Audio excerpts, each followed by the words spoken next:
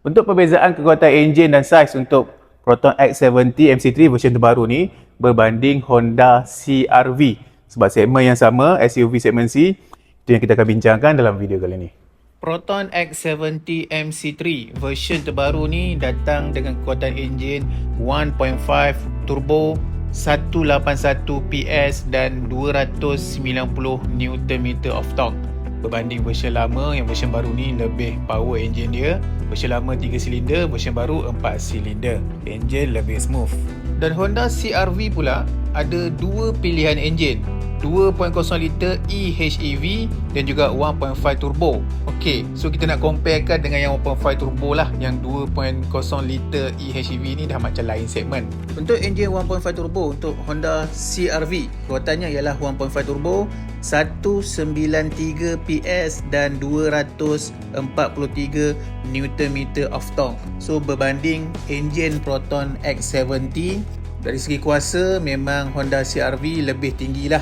Okay, 193 PS berbanding X70 181 sahaja. Tapi dari segi torque, Proton X70 lebih tinggi banyak berbanding Honda CR-V. Proton X70 290 Nm of torque, Honda CR-V 243 Nm of torque sahaja. So kalau kita nak compare, lebih kurang sama power lah kedua-duanya. Ada lebih, ada kurang dia. Dari segi tahap pecutan ataupun pick up dia, lebih kurang lingkungan yang sama, lingkungan 10 saat daripada kelajuan 0 hingga 100 km/h, lebih kurang sama sebab kekuatan enjin hampir sama untuk kedua-duanya, Proton X70 dan Honda CR-V.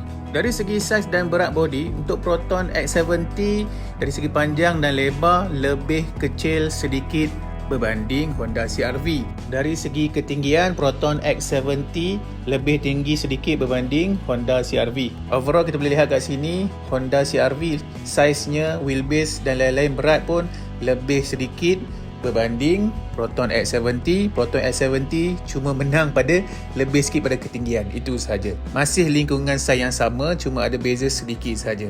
Tetapi dari segi harga, perbezaan harga kita boleh lihat sangat ketara perbezaannya tu. Harga Honda CR-V lebih tinggi, lingkungan 70 ke 80 ribu ringgit berbanding Proton X70. Okay, ini kita compare yang version 1.5 turbo. Kalau enjin 2.0 liter eHEV yang CR-V, lingkungan 200 lebih harga dia. So sebab tu kita comparekan dengan enjin yang 1.5 turbo yang sama sahaja. Proton X70 adalah produk keluaran Malaysia, keluaran tempatan, cukai import tak perlu bayar, sebabkan itu harga dia sangat mampu milik. Pun begitu, kedua-dua kereta ni, X70, Honda CR-V, merupakan kereta yang sangat baik untuk anda milikinya. Setiap kereta ada lebih ada kurangnya tersendiri. Pilihan di tangan anda. Bagi anda yang berminat untuk memiliki Proton X70 version MC3 yang terbaru ni, kita buka package mampu milik untuk anda. Package kereta Proton mampu milik, itu yang kita nak tawarkan kepada anda untuk bulan ni. Apa yang best dia?